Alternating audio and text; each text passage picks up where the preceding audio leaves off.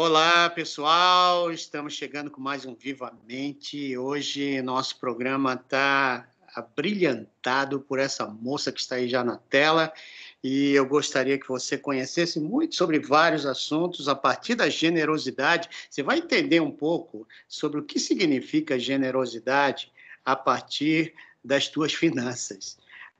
E aí nós vamos entrar aqui em assuntos, vamos tratar de finanças e os filhos, né? Nós vamos tratar de outros temas, assim, a tua própria finança, como é que você vê dinheiro, que tipo de valor você dá para isso. Então, a Ana, ela é... Deixa eu dar uma ideia para vocês de quem é essa moça que está na tela.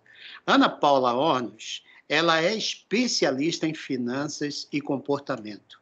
É engenheira formada pela USP, com MBA em finanças pelo INSPER, mediadora de conflitos pela MPSP, graduanda em psicologia com especialização pela FGV, a IMD e BGC, entre outras.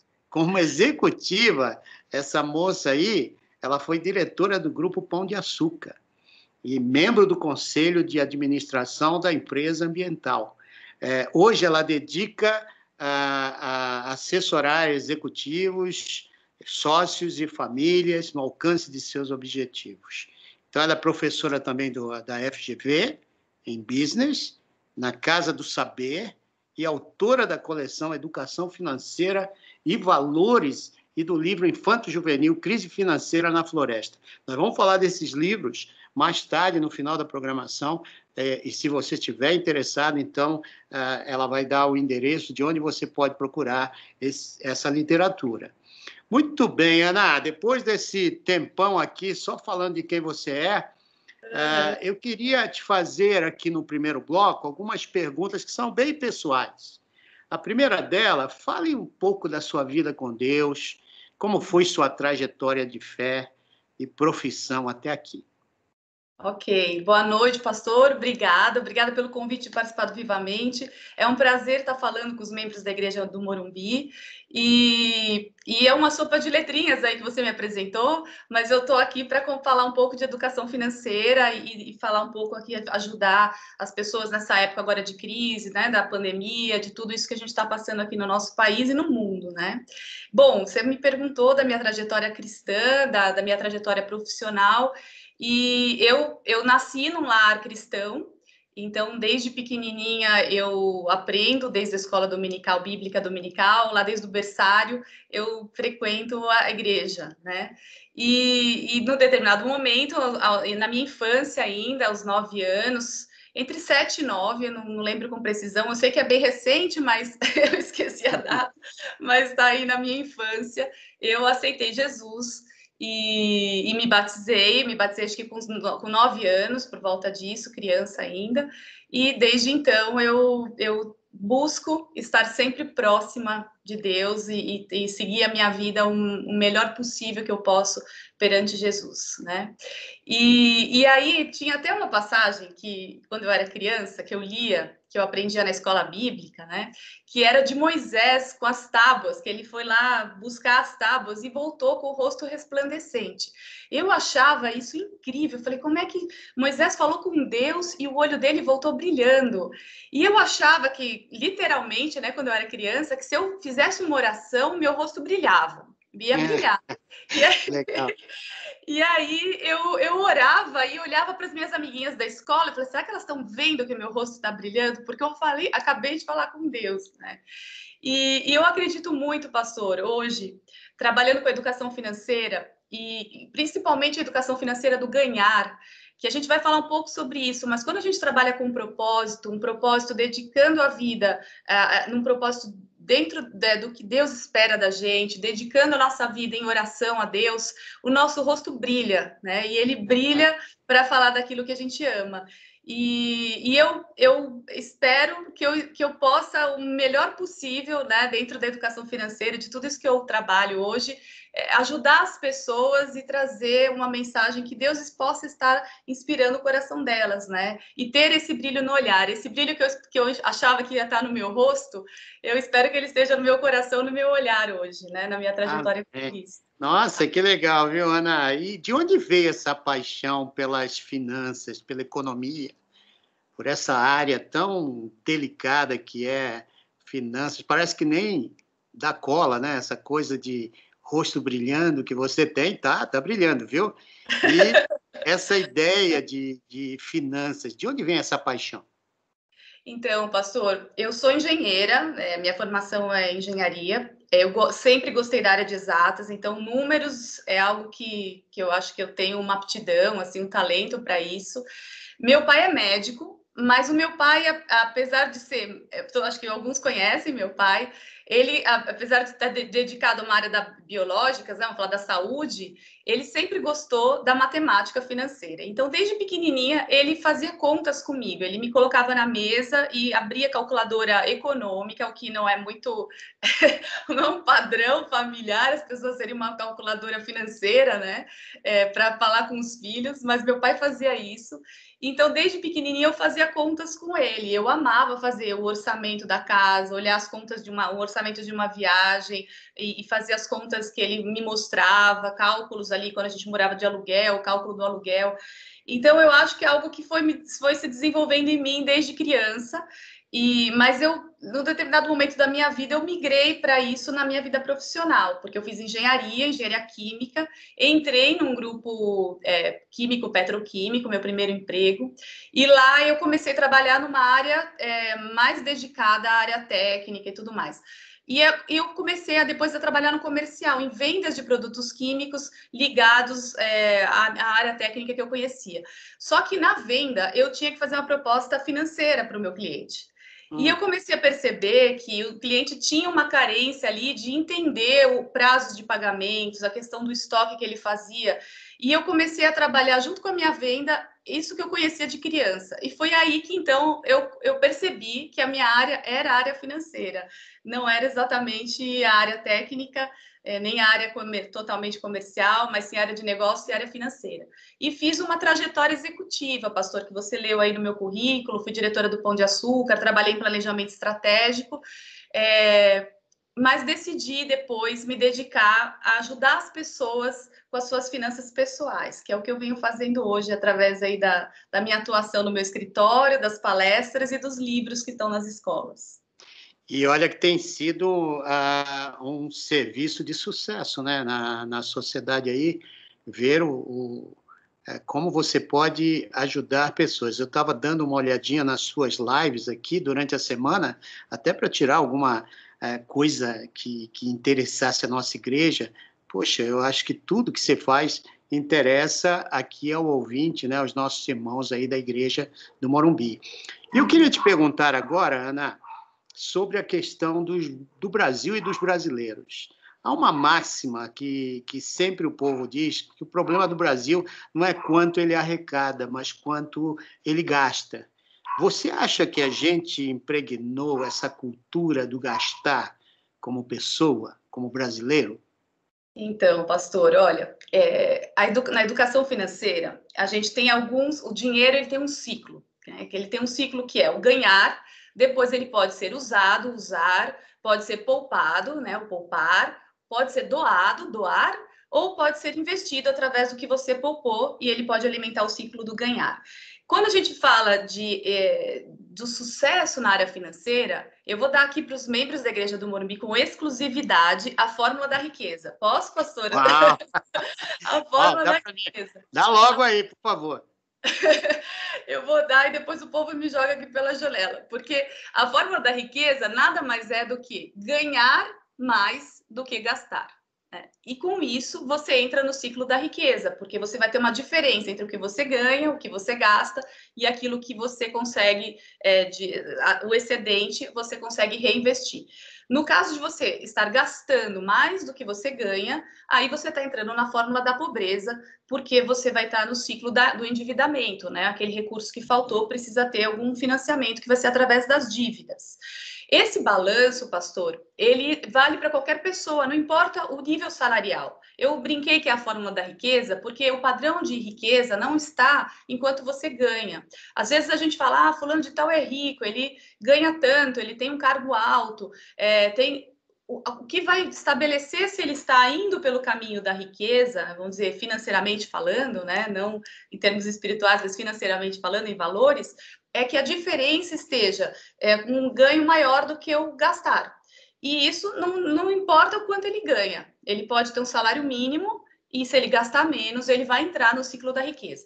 Então, essa máxima que você falou do país, ele vale caso o país esteja... Você fala, a questão não é o quanto ele arrecada, mas sim quanto ele gasta. Se um país, um governo, estiver gastando mais do que ele arrecada, com certeza o nosso país está indo por um caminho da pobreza, né?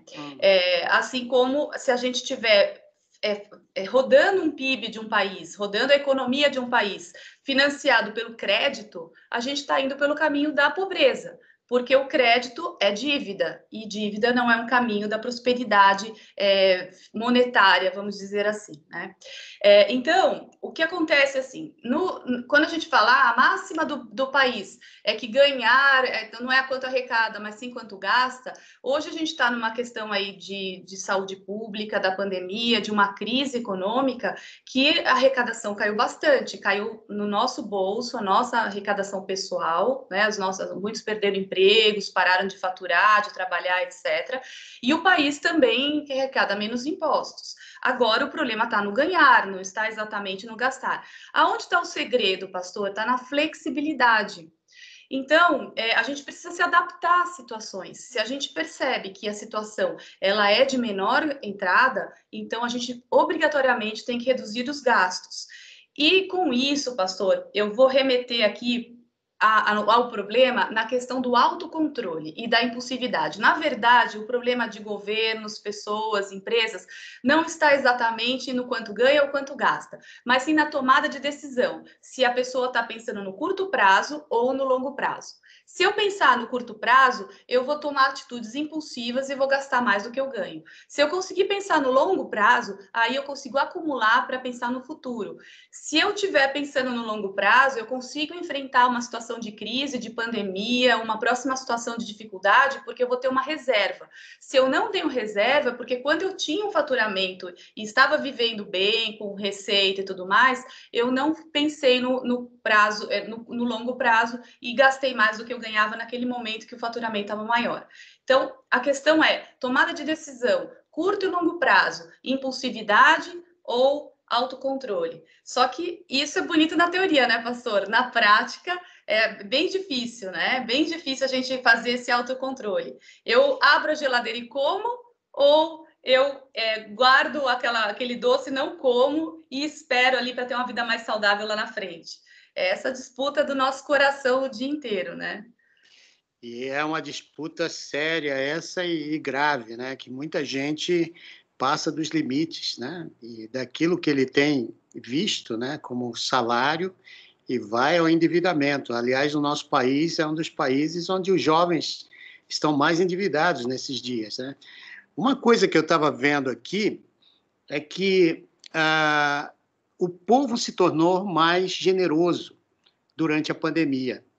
Qual é a tua visão dessa coisa de...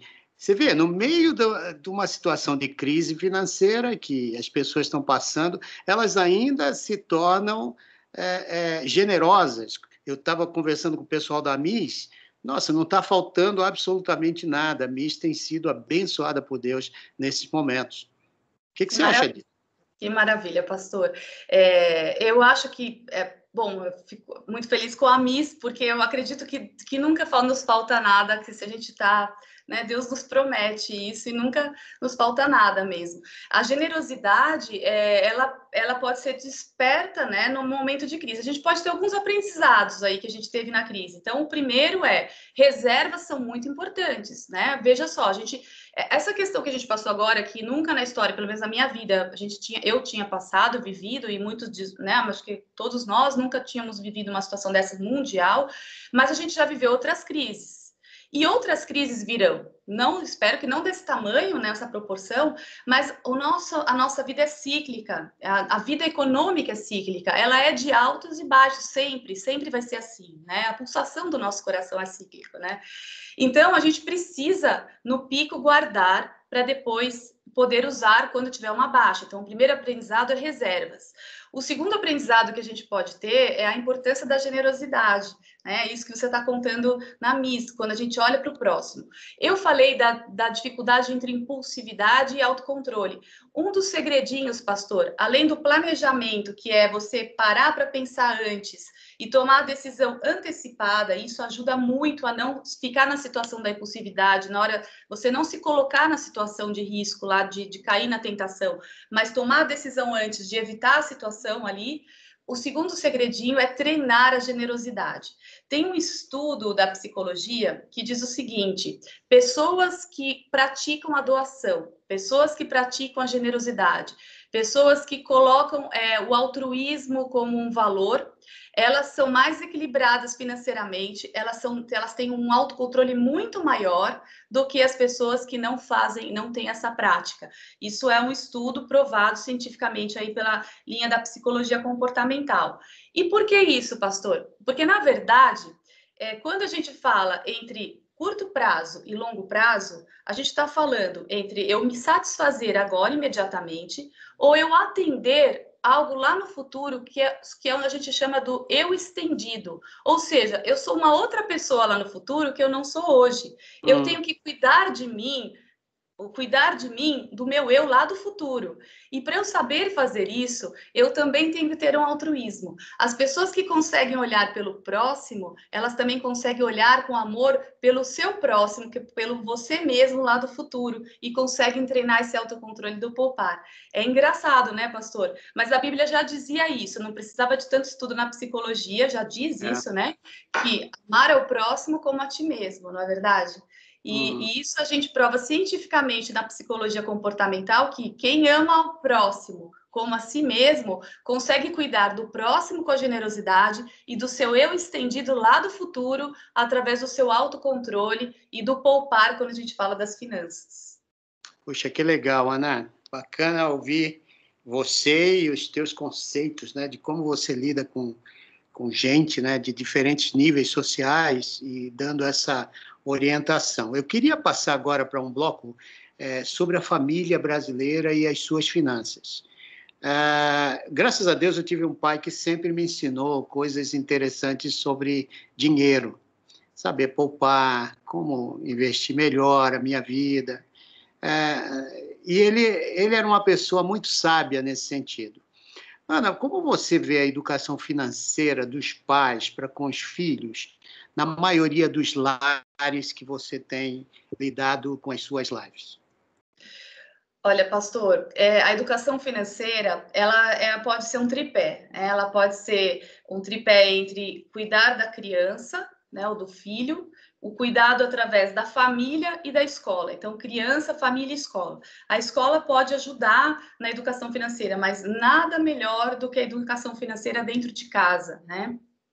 A primeira coisa que a gente precisa entender é que a criança, ela nos olha como um espelho. Então, nem tudo, não é só nas finanças, mas nas finanças também. Então, quando a gente quer ensinar educação financeira para os filhos, não adianta só o verbal, né? É algo de postura, é algo de você mostrar aquilo que você está fazendo e ele se espelhar.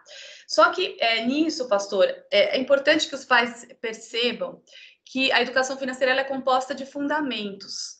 Então, a gente às vezes erra, faz algum deslize, porque não se atém aos fundamentos. Então, eu digo para o meu filho assim, você acha que dinheiro dá em árvore? Você acha que eu sou uma máquina de imprimir dinheiro? Ou até quando ele vai no caixa eletrônico e acha de fato, né? Porque a criança pequena, ela ainda não tem abstração, então ela acha que aquilo é concreto, que o dinheiro vai sair de verdade da máquina, né? Então, mas a gente fica bravo. Mas você acha, ou quando a criança vai no supermercado com os pais, né, com a mãe, com o pai, e se joga no chão ou numa loja, e pede, insiste, chora, e aí a nossa reação é ou de brigar, de gritar, de ficar bravo, ou então de se livrar daquela situação, então eu vou dar rapidamente, né, resolvo logo e entrego. Todos esses nossos passos, eles podem ser utilizados para orientação. Então, se eu estou falando que o autocontrole e a impulsividade são fundamentais para uma pessoa ter sucesso na vida financeira, e eu preciso ensinar para o meu filho autocontrole e não a impulsividade, Qual é o segredo que eu posso fazer para ajudá-lo? O primeiro é fazendo uma lista, né? Orçamento, indo para o supermercado com uma lista, porque daí é aquele passinho antes de tomar decisão, antes da situação. Se a criança se jogou no chão, eu não preciso nem brigar, eu não preciso também entregar ali para me livrar do escândalo, né? Ou daquela situação difícil que está acontecendo. Eu posso olhar a lista e falar para o meu filho: olha, filho, a gente tem um guia aqui, ó. Vamos ver se aquilo que você está pedindo está no guia? Se não tiver, não tem a referência. Ah, mas eu quero. E talvez você mesmo pense: poxa, eu poderia ter posto na lista. Vamos fazer o seguinte: a gente pode tomar nota, escrever, e na próxima vez a gente avalia se cabe na nossa lista isso que você está pedindo. Anota que a gente analisa. Ou seja, eu estou ensinando para o meu filho esse passinho antes, que é do pensar, do planejar, um pouquinho antes da tomada de decisão. Para isso, pastor, eu também preciso me treinar. Eu também tenho que me treinar a não responder na impetuosidade, a conseguir lidar, porque na verdade, quando o filho está ali na situação crítica ali, na verdade sou eu que não estou dando conta de aguentar aquela situação. Então, a minha impetuosidade responde àquela situação de uma forma que talvez não seja ideal. Então, antes da gente treiná-los, é importante o autoconhecimento e o autotreino. Né? Então, a educação financeira ela passa por aí, pelos momentos que a criança está sendo direcionada ao longo da vida. Não é algo Então, formal. você tinha falado em alguma das lives que eu acompanhei sobre princípios, propósitos na educação financeira dos filhos. Você poderia citar alguns desses princípios e propósitos aqui para a gente? Sim, com certeza. Vamos lá.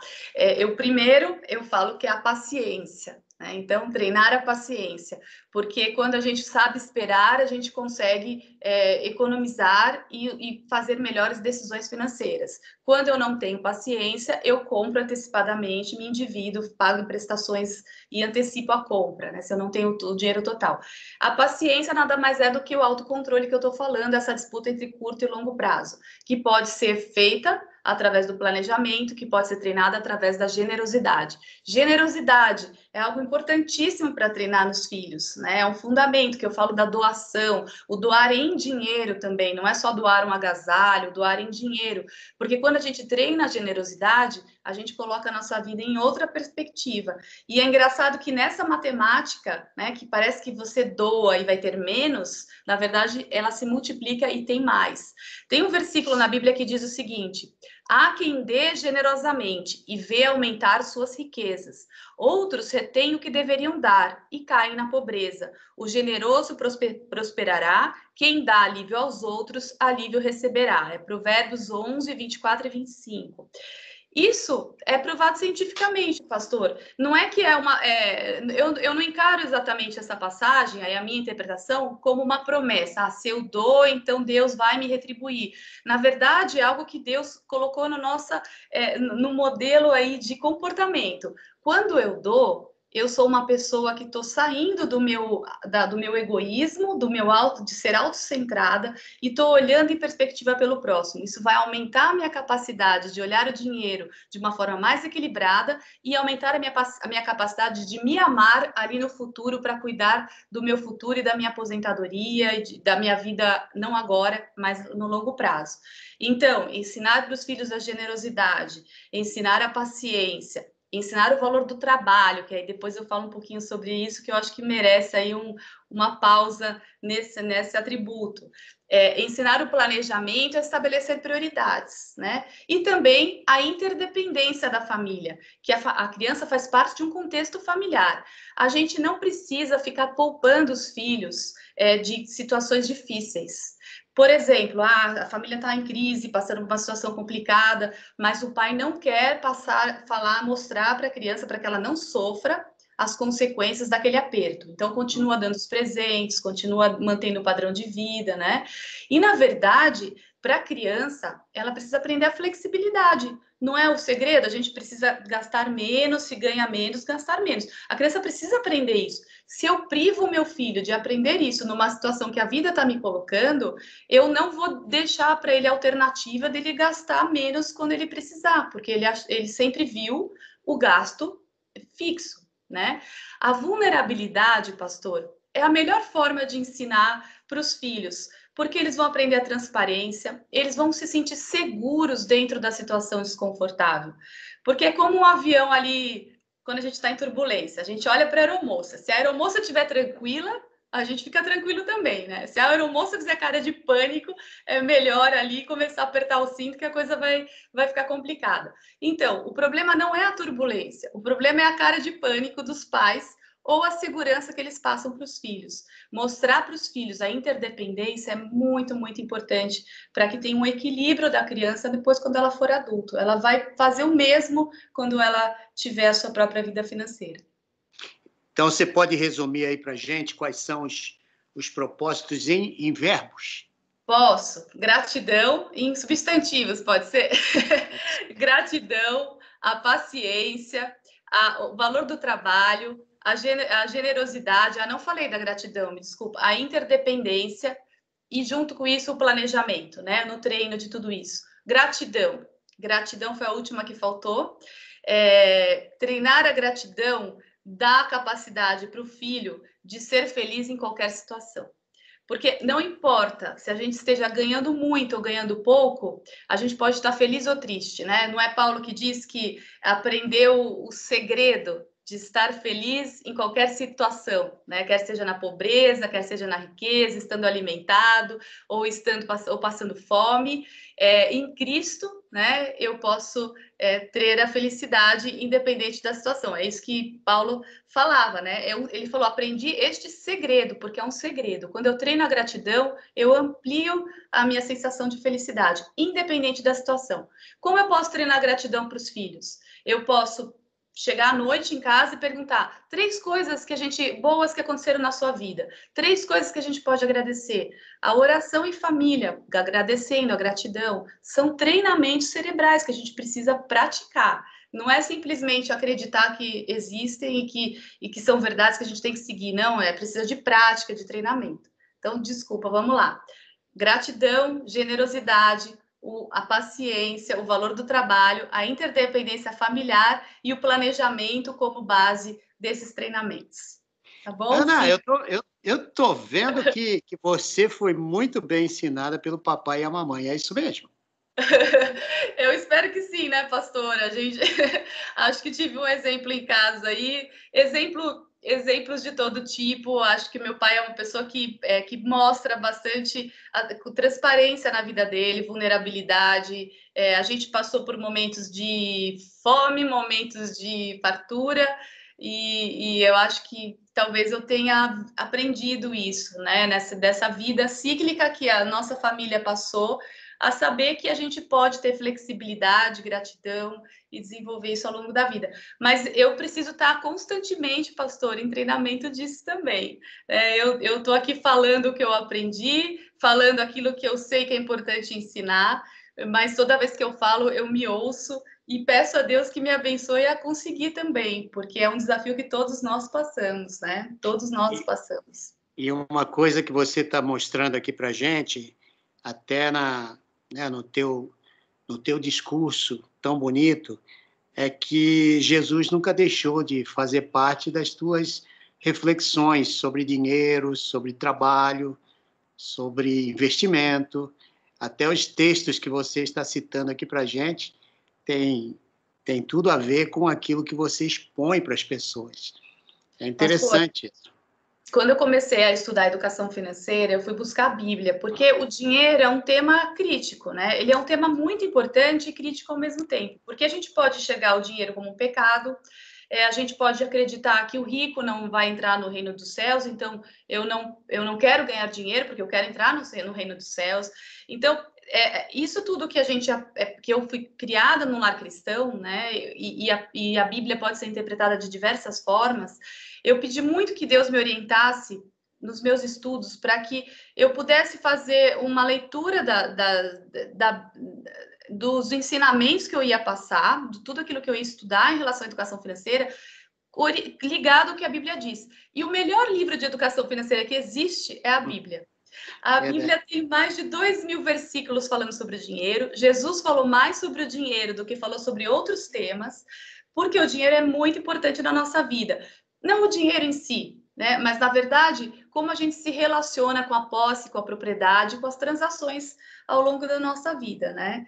Então, eu busco embasamento teórico sempre, né? Então, tudo que eu trago aqui tem fundamento na neurociência, na psicologia, em tudo isso que eu venho estudando, mas sempre tem um fundamento bíblico também, que é a origem. Toda pesquisa da psicologia que a gente possa buscar tem um versículo embasando antes, pastor. Isso eu Exato. tenho percebido aí ao longo dos meus estudos. A Bíblia é boa para tudo, né?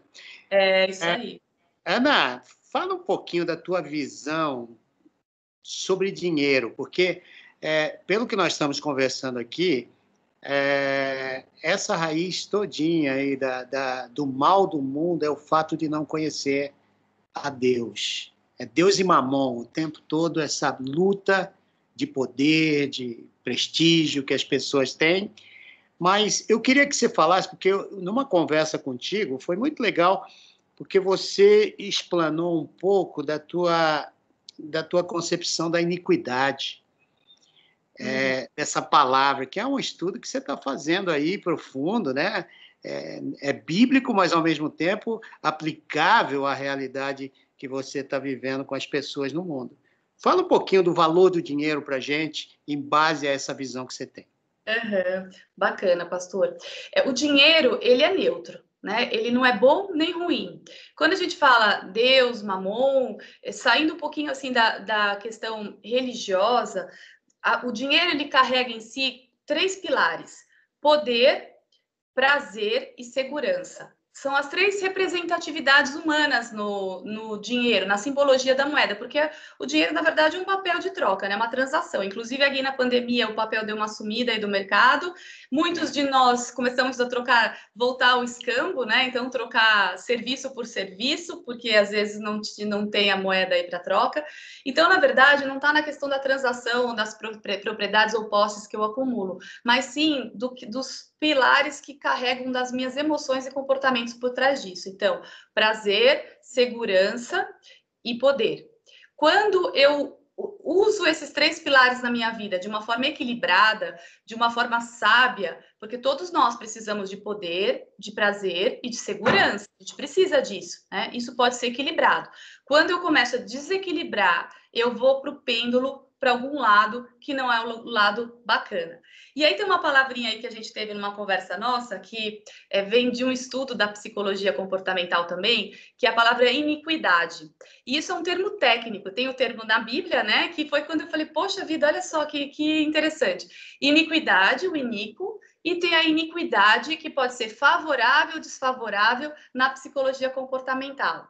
A palavra iniquidade, ela vem do contrário de igualdade, né? Então, aquilo que é iníquo é aquilo que é desigual, aquilo que é desequilibrado. Então, a psicologia tem um estudo, que inclusive a economia também tem, da teoria dos jogos, que é quando a gente coloca várias pessoas em negociação e vê o comportamento delas perante situações de desigualdade. Então, numa situação da teoria dos jogos, onde um dos jogadores, vamos dizer assim, um dos negociadores tem vantagem e o outro tem desvantagem, se o que tem desvantagem pode aceitar ou não a proposta do outro, como é que ele vai se comportar? E isso a gente chama de iniquidade na psicologia desfavorável, que ele está na situação difícil, porque é de desigualdade, e a iniquidade favorável, aquele que está na situação de vantagem. O que a psicologia diz? Que o ser humano, ele busca a justiça, ele quer a justiça para si. E, na verdade, a gente sabe que isso é um atributo de Deus, né? Que o Deus é um Deus de justiça e colocou isso na gente, né? A gente carrega a justiça dentro de nós. Então, só que a gente tem aí vem a tomada de decisão, né, pastor? Porque a gente tem escolha, livre-arbítrio. O que a gente pode fazer com isso? A gente pode trazer para uma situação de igualdade, todo mundo perder, ou eu posso trazer para uma situação de igualdade onde todos ganham. Normalmente, infelizmente, o ser humano opta pela igualdade na perda. E isso é que a teoria dos jogos diz na economia. Então, eu vou dar um exemplo bem prático para explicar o que eu estou falando. A gente vai para um restaurante, dividir a conta entre amigos. O nosso amigo começa a pedir muito mais que a gente. Você começa a ficar com aquela sensação de desgosto, né? Eu pedi um prato bem mais barato e ele está pedindo um monte de coisa cara. qual é a tendência natural ali de uma conta de amigos juntas?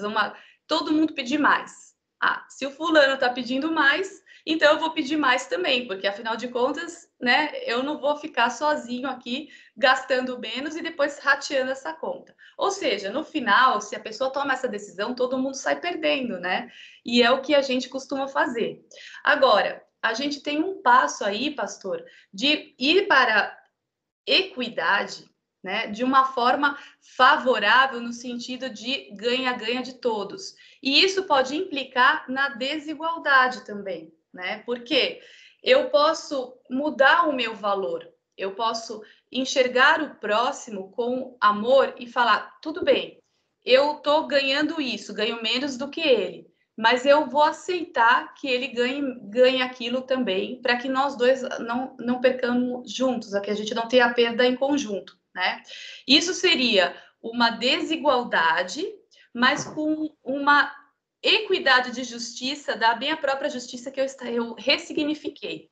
Então, Deus fala o seguinte aqui, quando fala de Jesus, né? Amaste a justiça e odiaste a iniquidade. Por isso, ó Deus, o teu Deus te ungiu com óleo de alegria, mais do que aos teus companheiros. Na verdade, aquele que consegue olhar pela desigualdade, o que está no desfavorável, estou dizendo, o que está em situação de perda, olhando para o próximo com amor, com compaixão, né, e saindo daquela perda pessoal, ele vai conseguir ressignificar e ter um ganho maior ao longo prazo. Do contrário, aquele que está na situação favorável, né, pastor? Se praticar a generosidade, espontaneamente ele pode trazer o desigual na igualdade.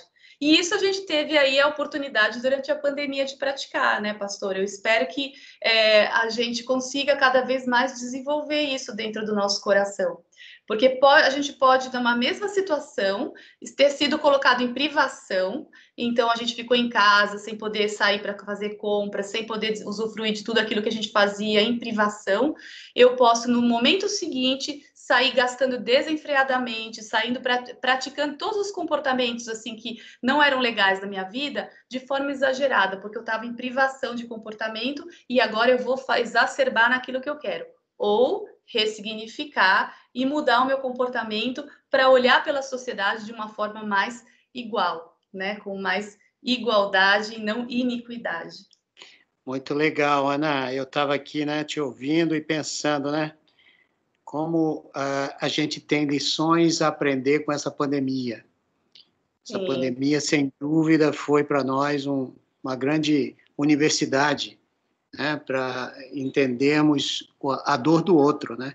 Quantas pessoas vivem na informalidade, outros não têm sequer o recurso para fazer o seu jantar com a família no final da noite. E isso tudo que você está falando tem muito a ver com essa realidade do nosso Brasil, ali da esquina, né? Quando a gente olha ali a Vila Andrade, Morro da Lua, quanta coisa, sem dúvida, Deus tem abençoado a gente, para a gente poder abençoar agora com uma visão totalmente renovada do que significa o dinheiro que eu tenho no meu bolso, né? É verdade, pastor. E tem um equilíbrio aí que a gente pode deixar para quem está nos ouvindo, que é um parâmetro, né? Não é uma obrigação, não é uma lei, mas é um parâmetro que funciona, que seria da sua receita líquida vamos falar ao longo da vida, tá bom? Não numa situação extrema como a gente está, que pode ter que reformular, mas ao longo da vida, da sua receita líquida, você montar a sua vida pessoal em 70% do uso do seu dinheiro. Você economizar 20% e doar 10%. Isso é um bom parâmetro de equilíbrio financeiro para a vida toda. Esses 20% que você vai poupar ao longo da vida, eles podem ser usados para sua aposentadoria, podem ser usados para compor uma reserva de emergência para situações como a gente está agora, ou para realizar sonhos no médio prazo. Os 70% é a sua vida equilibrada. Os 10% você vai treinar a sua generosidade, a equidade, né? De uma forma aí em sociedade que vai te fazer uma pessoa melhor. E vai contribuir com que você consiga os 20% serem mais aproveitados e praticados. Muito bom. Ana, eu queria muito que você agora falasse para a gente um pouquinho desses seus livros, porque eu fiquei encantado Bom, já há algum tempo eu venho comprando livros de educação financeira para o meu filho, né? E tenho trabalhado com ele essa área da vida dele. Não sei se ele aprendeu muito, né? O pai sempre está duro, mas a gente tem aprendido juntos aqui em casa como lidar com o pouco que a gente tem sobrando, né? Então, eu queria muito que você desse aqui uma ideia dos livros que você tem, e fizesse aqui para a gente uma promoção do que e onde a gente pode encontrar esses livros para tê-los na nossa livraria. Legal, obrigada pela oportunidade de falar aqui do meu trabalho, pastor. São livros de educação financeira para crianças e adolescentes. Eu vou até mostrar eles aqui, que eles estão aqui do meu lado. Tem o livro Educação Financeira e Valores, é uma coleção, né? Tem uma oportunidade agora da pandemia, pastor, que por isso eu agradeço a oportunidade de falar, porque esses livros só eram comercializados através das escolas, porque são livros didáticos adotados pelas escolas ao longo do ano. Como as escolas agora estão nessa situação de homeschooling, né? De escola pela internet, dentro do lar, então, os livros podem ser migrados agora para serem aplicados pelos próprios pais, que estão aí mais próximos dos seus filhos, né? Então, ele tem vários, é difícil eu mostrar aqui, mas ele tem vários exercícios, textos, porque não é um livro de leitura, é um livro de prática. E ele vem acompanhado do livro da família, que também é uma orientação para os pais, para acompanharem os exercícios com os filhos, né? Então, é um exercício bem bacana, aí para aproveitar a pandemia e de uma forma estruturada ensinar todos esses atributos. Aqui vai falar sobre a gratidão, sobre a paciência, porque por isso que é educação financeira e valores, vai falar sobre o valor do trabalho, né? Você falou, o papai dá um duro, então a gente precisa ensinar para os filhos que o trabalho é uma coisa muito importante na vida deles, né? Que não é uma coisa chata, que não é algo penoso, que é muito importante o trabalho para a vida deles. E tem os livros para os adolescentes. Então, para a faixa etária até os 11 anos e para a faixa etária dos 11 aos 16 anos aqui, que é a mesma lógica aqui do livro da família e dos exercícios. Esses livros, eles podem ser encontrados aí na internet, acho que nas Americanas, no Mercado Livre, tem uns links ali de comercialização. Então, é uma boa forma aí de ajudar os filhos na própria casa de uma forma organizada, caso os pais estejam aí inseguros nos atributos, né? Eles podem praticar exercícios, leituras, etc., através dos livros. É um guia aí para ajudá-los. Ana, nós estamos terminando a nossa entrevista e eu queria muito que você deixasse uma palavra final aí para os seus amigos da igreja, para os membros da nossa igreja que estão chegando, e avisando já para esse pessoal, né, para vocês todos que estão nos ouvindo, que essa programação está gravada, está lá no canal do YouTube da igreja, você pode ir lá visitar, revisitar e até enviar para os seus amigos que estão tendo algum problema nessas áreas financeiras com seus filhos. Fala um pouquinho aí para a sua igreja agora, o que você gostaria de deixar. Eu vou deixar uma mensagem final, pastor, ligada, eu falei bastante do autocontrole, né? E eu queria deixar uma mensagem final ligada ao controle, porque o autocontrole, ele está ligado muito à nossa necessidade de controlar, que pode ser própria ou pode tentar controlar a situação. E isso também faz bastante diferença quando a gente se relaciona com o dinheiro. Porque se eu quero controlar demasiadamente a situação, uma situação que é fora do nosso controle, eu tenho um excesso de confiança. E isso é uma distorção de comportamento do ponto de vista da psicologia. Esse excesso de confiança, ele nos traz comportamentos supersticiosos. Então, eu começo a fazer coisas achando que aquilo que eu estou fazendo vai me dar o resultado. Então, eu aplico na bolsa achando que eu vou conseguir um resultado extraordinário do meu ganhar e coloco tudo a perder porque eu tenho um excesso de confiança naquela minha decisão. Eu começo a tomar decisões que trazem excesso de confiança. Por outro lado, se eu sou uma pessoa que olho para a situação e vejo que nada está no meu controle, eu entro em depressão. Porque alguém que olha para a vida e vê que nada que ele possa fazer pode mudar aquela situação em que não tem mais nada para fazer, então eu fico paralisado. né? E Deus nos ensinou que a gente pode ter um autocontrole no sentido de não ter um excesso de confiança, porque, na verdade, a gente não tem o domínio sobre a vida, né? Então, a gente não tem a capacidade de controlar as coisas. E as situações, elas vêm porque Deus quer, porque a vida nos coloca, porque a situação se apresenta. E também eu tenho uma capacidade de fazer também, que não é a questão de olhar para a vida sem nenhum gosto e sem nenhuma capacidade de execução, né? Que seria o controle nenhum absoluto, assim. Então, eu queria deixar a mensagem final com uma oração que eu uso para o meu dia a dia, assim, que eu pratico essa oração. Eu tive contato com o Celebrando a Recuperação há bastante tempo atrás, e eu guardei essa oração como um guia na minha vida, assim, para situações dessa, quando eu estou com excesso de confiança, ou quando eu estou achando que nada do que eu posso fazer muda aquela situação que me dá muita tristeza. Então, eu vou terminar com a oração da serenidade, que diz: Deus, conceda-me serenidade para aceitar aquilo que eu não posso mudar, coragem para mudar o que eu posso, e sabedoria para discernir entre uma e a outra. Eu acho isso maravilhoso, pastor. Eu peço a Deus todos os dias sabedoria para discernir entre aquilo que eu posso mudar e aquilo que eu não posso mudar. Vivendo um dia de cada vez, apreciando o momento de cada vez, recebendo as dificuldades como um caminho para a paz, aceitando como Jesus fez este mundo pecaminoso como ele é, e não como eu gostaria que ele fosse, confiando que o Senhor tudo fará se eu me entregar à sua vontade, pois assim poderei ser razoavelmente feliz nessa vida e supremamente feliz ao seu lado para sempre. Amém. Então, essa é a mensagem final que eu gostaria de deixar, que é uma oração que todos nós podemos percorrer nessa busca do autocontrole entre discernir no que eu posso controlar e aquilo que eu não tenho controle, e a minha entrega para que Deus possa me dar essa serenidade e a esperança para viver um momento de cada vez por toda a minha vida, né? Ana, muito obrigado. Nossa, que bacana, viu? Hoje eu gostei demais do nosso Vivamente, esclarecedor.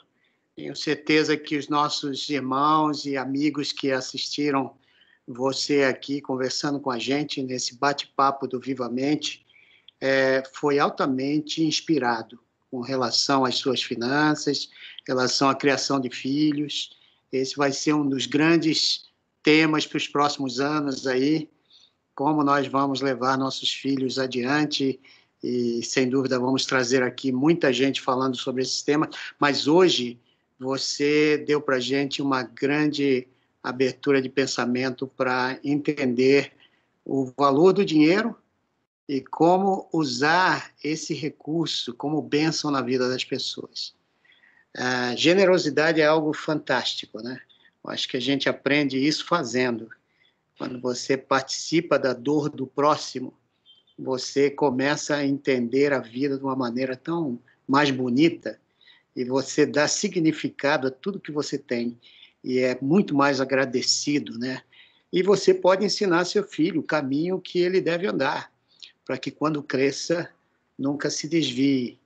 E ensinar no caminho é exatamente isso que a Ana colocou aqui para a gente: sentar, mostrar, abrir o livro, mostrar o valor das coisas e o valor do teu trabalho para conseguir essas coisas através do sacrifício e também dando para o próximo aquilo que o próximo não tem. Muito obrigado, Ana. Foi muito joia. E eu queria me despedir agora dos nossos irmãos e queridos amigos do nosso Viva Mente. Que Deus te abençoe. Que Deus te guarde.